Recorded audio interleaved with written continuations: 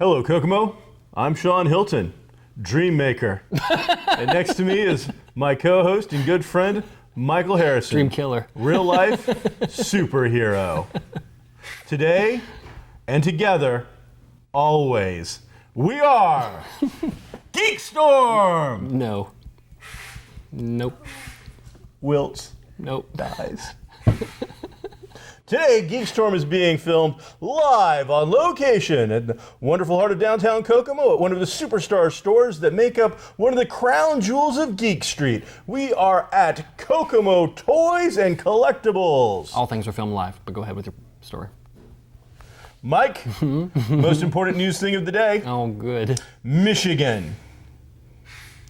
Politicals in Michigan Okay. have confronted Kid Rock, and they have told him that if he does not denounce and walk away from his use of the rebel Confederate flag of Virginia 1508 or something like that, they will do everything they can to bring him down. What can they do? I don't know what. Kid Rock is a famously devout Detroit resident. Nowhere near the South. No. He loves Detroit. Talks about it in a lot of his songs. Goes there as much as he can. I think he does quite a few free concerts, if I remember. Between him and Eminem, I don't know. Besides Motown, I mean, modern day musical hot acts that are actually relevant to young people. Right. Eminem and Kid Rock, and that's about it. And then Kid Rock passes over into old people as well. But like Kid Rock, the best concert I've ever seen. Ever, period. It's top notch. He's a very talented performer who puts on one heck of a live show. Right. Well, and the thing is, he comes out and he says, you know what, I'm not from the South. He goes, but that's about Southern rock music that I love. Right. He goes, that's where that came from, and it's not going anywhere. Yeah. So It's up to him. Well, here's the thing, Politicals of Michigan. It's called rock and roll. Now, what you have just done is put a rock and roll icon type person in a corner and said, if you don't rebel, we're going to do something to you. Nobody puts baby in a corner. Now, I'm not sure, Michigan, what you think rock and roll is based on, They want him to say yes to Michigan. but something tells me that it's based on rebellion. It's about youth gone wild. It's about freeing some inner inhibitions and getting your rock on. And doing this a lot. Is that it, Granddad? Okay, can we move on? Mike, I once saw AC/DC front row center. I love the rock and roll. That's great. I grew up on it. So to come out and tell somebody like that, by the way, we're going to kick you if you don't do it, well, you might as well get your boots on and start kicking, because I think he's making enough money that he may just go into business in Michigan producing Confederate flags at this point. I don't know. I don't know. So whether this isn't about whether it's right, wrong, or whatnot. I'm just saying, you go to Kid Rock, you know, the guy whose song is like American Badass and Cowboy, and I'm like, have you listened to his music? And this hopefully is the last we have to talk about this. It's one thing, and I think rightly so, when a state says, we don't want this on our property, we don't want it at the state house or wherever, because we represent the entire state, we represent the entire area. It's another thing entirely to tell an individual that I don't want you to do this. I don't want you to express that freedom of speech. I completely think that they're right. Okay, I think that they're it's a horrible symbol, and I wouldn't mind if I never saw it again. But that's my opinion. It's Kid Rock's opinion. He's allowed to express it however he wants in a private setting or in a venue. So they're kind of stepping over the bounds there. I get it. For me, this one situation, Kid Rock, that's just funny. That's actually just funny. You're going to somebody that you know. Yeah. If you have any, I mean, it doesn't take a Vulcan with logic here to figure out what the outcome of this is going to be. So this is America, and I celebrate those who enjoy the rebel flag. I celebrate your privilege to be a moron. we paid for it. You do what you want. I don't agree with it, but you do what you want. As long as that flag is made in the States, I'm okay with it. It's when the flag becomes made in China that I have an issue with that flag. So if you own one, I want you to do the research and figure out where it came from. Because if it was not printed south of the Mason-Dixon line, it's counterfeit, and it is supporting something that you actually don't believe in. You have been fooled. We have spent way too much time on this. Yeah, it was like supposed to be the joke thing, and you just kept going. I didn't. Are you kidding me? Kind of pushed it. Every time, let's talk about this for a second. Every time somebody I introduce the show to, they're like, "We were just waiting for you to talk because that Sean talks all the time." That's what they say, and I said, "No, you just have to wait until he kind of gets tired because he does that, and then I'll get in and say something." Now, Mike, we're eventually going to talk about our journey to see the new Minions movie, and Bob and Kevin and Stewie. But first, I would like to touch on some fabulous casting news that has just occurred. Great. The Spider-Man franchise has just cast Academy Award-winning super hottie She is. Marisa Tomei. I have had a little bit of a fanboy crush on her since probably I saw the first ad for My Cousin Vinny. That's very George Costanza of you. I don't have any use for the Real Housewives of Jersey. I always look to see if I make them laugh. And but she's one Jersey. She would say, no disrespect to anybody out there. Sure. That is one fine Jersey broad in her own language from My Cousin Vinny that I could. I'm just saying that if Peter is looking for a new Uncle Ben, he doesn't have to worry about the rice. I'm willing to step in. Wow. Yeah, she's pretty great. Of course, it wouldn't matter who it was. There are going to be people who are the vocal minority and blah, blah, blah. But I don't think she's too young. She's 51 years old. I was going to say, I did the quick math. It was 50 just without looking up her actual date of birth, so 51. Yeah, and the new guy playing Peter Parker is 19. He's supposed to be, so not only could she be his aunt, she could have been his mother. In real life and on the screen, because he's supposed to be a high school kid, right? Yeah. We've already talked about how he's a younger kid. So 51 is well within the wheelhouse. Yeah, she's fine. Even though she's aged very well, she might not necessarily look 51. That's the way the demographics are going now. Like people who are older, like myself. Yeah, nobody knows you're 51. They don't assume that. I don't assume that. Oh, I'm sorry. You're the dream killer. I'm 40. I'm gonna kill your dream. 47. I'm 47 years young. Congratulations. I could pass for something younger. Yeah. This doesn't just happen though. I'll just tell you that right now. I've been noticing that this is happening more and more though. What? It seems to be getting a little longer and going a little further than it used to. Do you want to? It's like it's reaching out to me. Take your hat off or should Which one would you like? Everybody knows I've been bald since I was 17. This is something I'm very, very proud of. Fine. This is like genetics at its best right there, baby. I've seen now the hat, I won't lie, it does help regulate some stuff that I can't regulate I've anymore. seen the future and its name is Bing, just so you know. The Binger? Pops. Okay, back to casting. Good guy. So yeah, that's pretty exciting. But I mean, Academy Award winner. Now, unfortunately, if we take a look at that particular Academy Award, it seems to have been cursed. She won it over 20 years ago. I don't remember exactly, but it might have 20, 25 years ago for all I know. But it has led to nothing for her, unfortunately. It's led to a lot of work. She works. I think she works as much as she wants. She has worked. I'm sure she's made a living. Yeah. But for having, she is not one of those people that names go up and you go, Academy Award-winning actress Marisa Tomei. Yeah. Just her and Cuba Gooding Jr. Just for whatever reason, it never seemed to pay off for them. And there are very few Hollywood personalities that continually are up for awards. Sure. There aren't that many. I would say 5 on either side. The year she won, some consider that a bit of a fluke. She was like the only American, I want to say, that was in the mix. It was all British actresses and some. I think there was some fallback from that.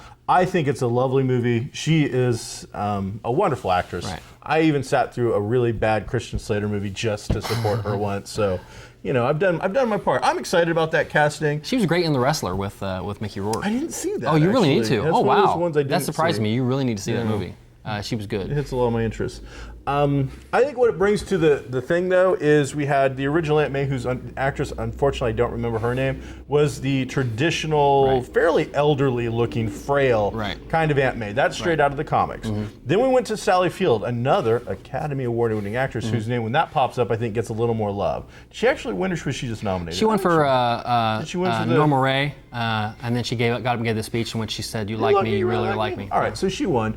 And we went to the middle-aged kind of looking Aunt May, who, you know, she had grayish. She brought some acting chops to it. Yeah. With this, I think we finally bring a more fun kind of flirtatious Aunt May that, you know, she could legitimately have like a boyfriend or something after Uncle Ben, and here's what I think it could be interesting. I have no idea what they're going to do with her character, but she brings to me very easily a struggling single parent aspect that I've seen her in a few things. It seems like she could sell that really well. And speaking of the younger casting for those type of parts, we just saw in Man of Steel, Diane Lane, who is, she looks a little older than Marisa Tomei, but I bet she's the same age. I bet she's easily 50, 52. Diane Lane? Diane Lane, yeah. I bet she's 52, 53. I'm sure, what's her name could look that up. What was she in? Man of Steel. Okay. She was Ma Kent. Okay. Ma Kent, sorry, I didn't finish that thought. She was Ma Kent, and so she was, you know, that's traditionally an older role, except on TV. Well, that, I mean, just, you know, we're aging differently now, and people are seeing the ages as differently. So, all right. Also in casting news, and a show we really, really like, Netflix has been they've been announcing some home runs with Daredevil. First we get, is it John Bernthal? Bernthal from Walking Dead and Fury, taking over the role of the Punisher, Frank, as I know him, because we're buddies. We'd have breakfast. Frank Castle. You're no microchip. And now we are talking about Elodie Yung. E-L-O-D-I-E. Not sure the pronunciation there. Y-U-N-G. Even I'm not sure the pronunciation there. Previously seen in G.I. Joe. Retaliation. We can set a picture right there for those of you that don't know. Really I just like doing it. I really like doing it. I can't, and unfortunately, I really don't know her from much else. No. Her physical appearance, she looks a little bit. I think she looks a bit Asian. You said she looked maybe a bit Greek to you, which is what Elektra is supposed to be. So either way, she's done an action movie already. I saw the movie. She's moving around. She's got the chops to pull it off. She basically she didn't replace the Baroness because they just don't have that character in the second movie. But she replaces that kind of character. Yeah. So in this, we're going to have her going up. They've already shown some some stills from the Daredevil sets popping up already. So we're already filming that. It's great. Iron Fist. Just read. Well, it's last on the. It's 3 away. I read a report, and I think there might be some difficulties here. Marvel, the thing I read, and this might have been fan based, but it was one of those. It might have been clickbait. I don't remember. Yeah. But they're pointing out that Iron Fist's like actual powers and stuff manifest themselves in mystical kind of manners. Like the fist glows. It like leaves a trail of energy and stuff. Glow. And Daredevil, of course, is a very realistic, real show. And it looks like everything we're seeing so far from Jessica is going to be very down to earth. Power Man is a very earthy down show. So all of a sudden we do all these, street level, normal looking people, and then we've got glowing fists and Barry Gordy. I was just saying, I like it when he says, "Who's the master?" I like that. I like that. But show enough. Yeah, I read probably the same article, if not something very similar, and it seemed very clickbaitish. Like Marvel has problems with Iron Fist. But then there was no real info. Yeah, and they're just saying, well, they were proposing the question: how is the mystical aspect going to be integrated in this street level show? And they haven't really got there yet with Doctor Strange yet. So, but we're still 3 years away from Iron Fist, I think. Is it that far? Oh, you're gonna see Jessica Jones at the end of this year, then Luke Cage. No. No? They haven't started filming that. You're already starting to film Daredevil. They haven't started to film Luke Cage. I know they haven't. That's what I'm saying. It's that far away. Oh, I'm saying though is that you'll get Jessica Jones. And you're gonna get Daredevil too. Well, I just meant before you're gonna get Power Man. I just meant Daredevil's gonna be its own thing. It can go once a year and not affect the other two. Okay. I'm just saying. Originally I had the impression we were going to get Daredevil. I thought we were going to get him in order, and then we'd get another season. I think they said that just not knowing how popular Daredevil is going to be. So we're I'm gonna say at least 2 years away from Iron Fist anyway. I really like to see some action because other than Daredevil, Iron Fist is the one that I am by far the most excited about. And that's one that has such a great classic goofy costume. It'll be interesting to see how they either knock it out of the park or mess it up, because I don't know that there's much middle ground there. So Daredevil again had a big splash with their first season on Netflix, which you can still catch, and if you haven't, highly recommend it. But on top of that now, making big splashes before it even comes out, and people are talking quite a bit in what feels like a more organic, natural kind of manner. Like it's just they're releasing information in a way that seems to make sense. 60 seconds, no and subject. Works. And what are you talking about?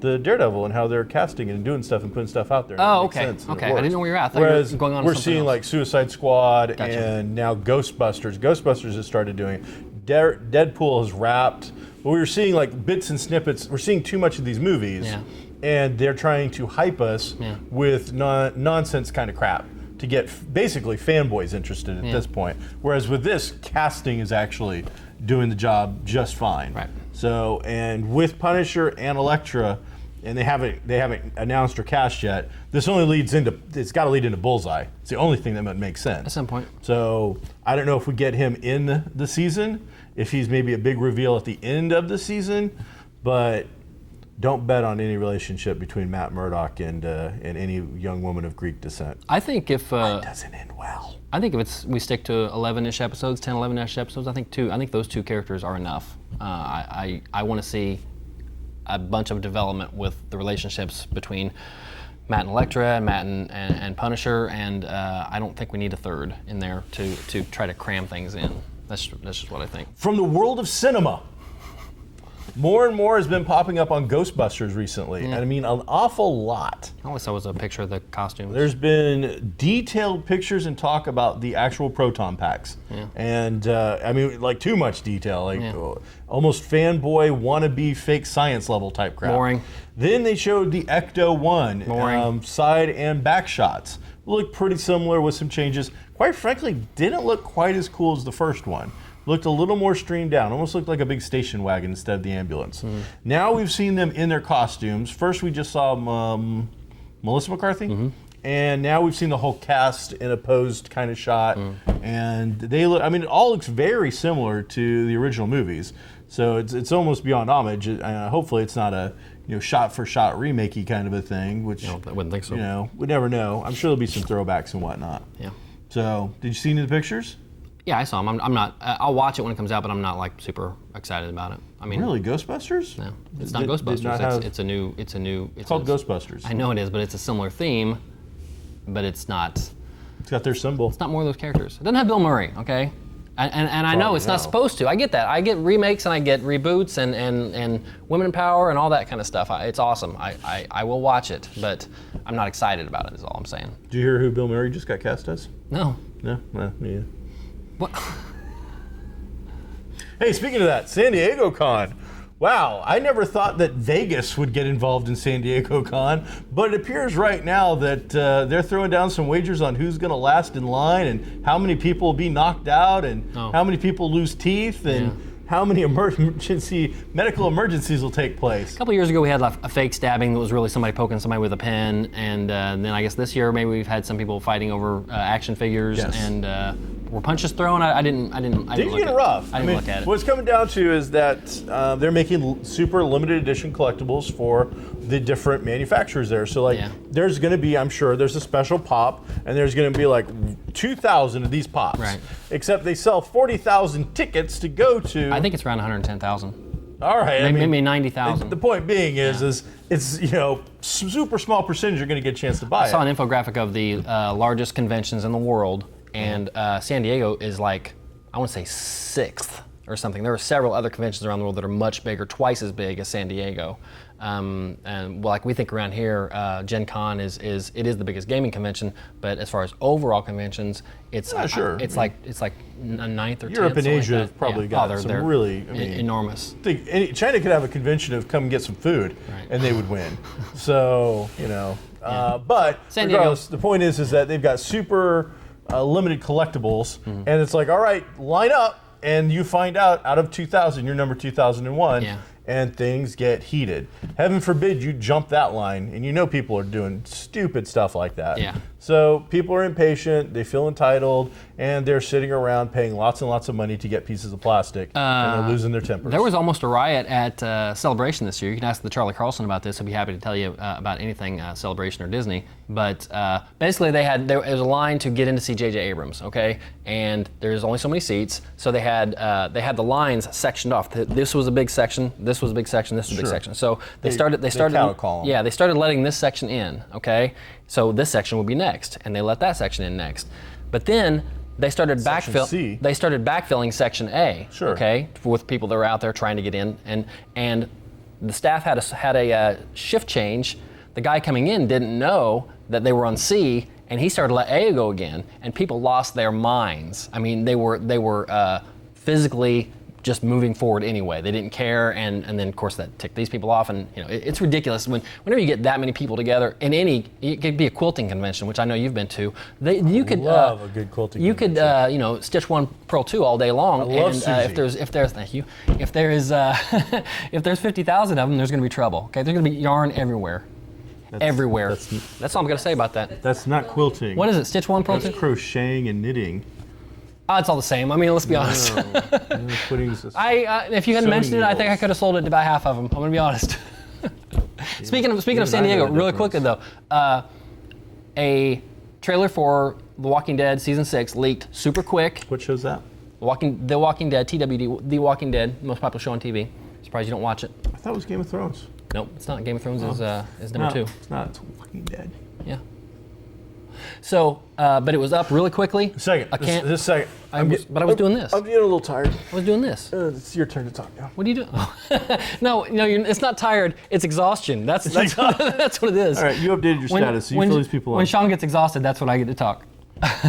But it was a cam that they were obviously showing a big crowd, so it was secret. It was up on, I think, uprocks.com really quickly, and then it went away. But it was another long trailer. It seemed like about a 4 or 5 minute trailer of all new material. So a teasery kind of thing. Well, no, 4 or 5 minutes is a long time. I suppose. And all new material, and one of those things where they probably give away too much.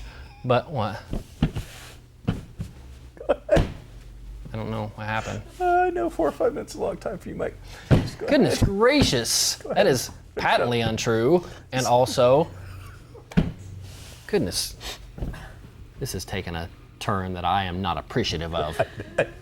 That's what she said. How dare you say the funniest things you've ever said in your entire life on camera about me? How dare you? Oh, all right, sorry. So did they release this at San Diego? This trailer thing for? I don't know where it was. I don't know where it was. Right. It was a crowd, and there are crowds there. And it was there. professionally done looking. It was. Oh yeah, the trailer was professionally done, but what you're seeing was obviously a handheld selfie cam. And AMC, I looked at it again on the way here, and AMC had made them take it down. Oh, that was quick. But it was very good. Lenny James is in it a lot, and I really like Lenny James. He's great in everything. But there was one, and I'm not giving anything away, but there was one particular scene that was. I love scenes that make you think about, while the character is talking, about his history, and all you see is like a worm's eye view of Rick, and he's got a gun to somebody's head, and he does that thing where he does this and he talks with the gun. Carl, he's like, I told you to make your bed. This is my Rick Grimes. It's good. He's like, whoever he's talking to, which you don't know. What was that again? He's like, that's what she said. That makes no sense. You went to the well one time too many there. I'm just telling you that. If you saw your face like that. So I was gonna quote a great line from this trailer, but you have ruined it. So, do you want to finish that, or do you want to talk about the Minions movie? Let's talk about the movie you guilted me into going to see last night that I didn't want to see in the first place. Blorgan, Cucaracha. So we went and saw Minions yesterday, the prequel to Despicable Me 1 and 2, the origin of the Minions, which you've already seen if you've been to a movie theater or watched any television, because the actual origin was given away completely and totally in the previews where they set up the entire movie. In fact, the first 10, 15 minutes of the film is almost piece by piece in order exactly what you saw in the trailers themselves.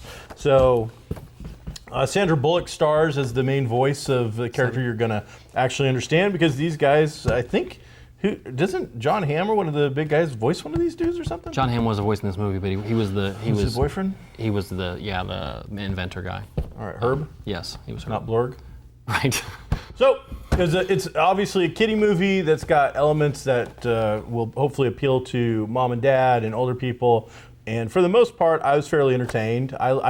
I chuckled and giggled a few times. I don't know that I busted gut laughing. There was once or twice maybe where it was a lot of fun. If you love the Minions or even like the Minions, you're really going to dig this flick. Your kids are going to dig this flick. But we really don't want to talk about the movie. You're going to see that, and it's going to be the number one thing. Whatever. What we want to talk about is what happens at the movie. Mike, take it away. Unleash 5 minutes of hell. There are times where I, as an adult, really wish I was a 15-year-old kid that wouldn't that could be out in 3 years. There are times when I wish I could just step back. I'm just gonna do juvie. That's right. I'm gonna get out. So we have been, unfortunately, Chris seems, and myself, Sean, and my best friend Chris, his wife, went to this movie, and she's convinced that the guy behind us has been behind us at other movies, at least one other movie, okay? Because not only did he laugh at every single thing, he described every single thing that we're watching. Oh, Sean just picked up that comic. Oh, he's turning it around. Oh, he put it back down. That's exactly what the guy did through the entire movie. The entire movie. Now, he has kids with him, okay? So when we're watching the previews before the movie even starts, he's doing this. So I kind of nonchalant turn around and I say, I'm looking at the crowd behind us, but I'm really looking at him. And I say, oh yeah, there's a lot of people in here. But what I'm doing is checking out the fact that he's got kids with him, okay? It's a kid's movie. He probably had kids with him, so I looked. He did have kids with him. So normally when there's a disturbance in the theater, and when I talk, I mean cell phones, when people are talking, when whatever, I'll turn around and say something to somebody. Now maybe not in the previews, because I don't think that counts, even though it's annoying. But during the movie, I absolutely will tell people to shut up. But he had his kids with him, so I wasn't going to do that. I was going to sit through it, and hopefully I was planning on falling asleep anyway. So, but he did it the entire movie. The entire movie. The kids were kicking the seats. Yeah, I didn't know about that. The entire movie. I wouldn't now. One person brought in a kid. It's a kids movie. Right. But one brought in. Hey, excuse me. I'm sorry, April. What is that thing that the hippie moms now are putting kids in on their front? It's a sling. Like a sling thing. A baby sling. Yeah, all right. Yeah. So she brings in, the baby sling thing with as a kid under a year old to a movie. Sure. I'm just like, now again, it's a kid's movie, but that kid can't walk, talk, poop. It can't do anything. That kid can poop. All right, well, not in a controlled fashion. Okay. But the point being is that there was then somebody else was vaping in the movie theater. Oh, they shouldn't be able to do that. Yeah, well, it's not smoking, so I don't think there's any rules yet. I think there is. I don't know. I'm going to look into it. They were vaping, and I'm like, all right, Where was that? In front of us? Yeah. I didn't see it. Off to the left. I didn't see it. Which I'm like, all right, I don't know if that annoys me or not, It does. but then all of a sudden when I see smoke going, or vapor, or whatever you want to call it, going up, it's a distraction. And I'm like, all right, now, yes, I guess that does annoy me. That's no, I didn't come to see that, right. So it was kind of, it was a rambunctious crowd that was having a good time and enjoying the movie. Unfortunately, I need them to create the Sean Theater of people who are socially well-adjusted and know how to watch a movie in a manner that, you know what, I expect to laugh at jokes. I always know in every Marvel movie, there's going to be a couple of scenes that I'm not going to hear because the audience will be laughing so hard from a joke that it is going to carry over into the next line. Right. I'm okay with that. That's fine. That's part of the reality. Right. This guy, oh man, just... Plus he was talking, and again, going to movies with kids, I get it. Sometimes, hey, honey, son, don't do this, don't, don't. No, it wasn't any of that. Well, there was no correction. It was, she's looking at her phone, she's not paying attention. It was that the entire time. Yeah, it was annoying. Yeah, that theater does exist. It's called the Alamo Draft House in Austin, Texas, where they have zero tolerance for anything other than you sitting like this and watching the movie. You can say nothing, you can do nothing. They kick you out just like that. All right, I need to go to that. So that was the movie. The movie was fun, though. It was enjoyable if you like that stuff. Yeah. Also want to talk about the fact that the Pop Minions are on sale. What? At Kokomo Toys and Collectibles for only $8 That's a piece steal. this year. Don't steal them. I'm not telling you to steal them. I understand it's despicable me. No, don't do it. It's they're $8. fun. Oh, they're so great. fun. I'm gonna end up getting one for I my especially wife. like how they sit on your desk. So, and catch dust. That's their job. They do. They take the dust so you don't have to inhale it. Now, this particular one is very similar to a little YouTube sensation that's going on right now of a McDonald's Happy Meal toy. Thank you. And the Happy Meal toy, when you like bang them or whatever, they say stuff. I just won something. And so people are now claiming that they are saying curse words, such as bump off, Right. with a term for sex before the where bump would go. Like in English? Oh, I gotcha. Yeah, you know, that's one of those things where you're gonna, like you said yesterday, you're gonna hear what you want to hear sometimes. Like backmasking back in the 80s, 70s, 80s. You know, where you'd play something backwards and it would say decide to smoke marijuana, decide to smoke marijuana, then, you know, whatever. The minions don't talk. That's the thing. They speak weird gibberish and with some English and Spanish thrown in. like, but it's like one word and usually out of Yeah, context. it's like 20% They can English. say banana. Right. 20% English, 20% Spanish, and the rest is beady beady beady, you know, Yeah. which is like, you know, So from people, you know, of course, are losing their Buck mind Rogers. that minions are saying foul things. When I'm Right. just like, you know what, this is straight up an old school psychological test. What do you hear? And everybody is going to hear something different. It's an audio Rorschach So, test. you know, unfortunately, we've become so cynical and jaded that our initial thought when somebody says, "What do you hear?"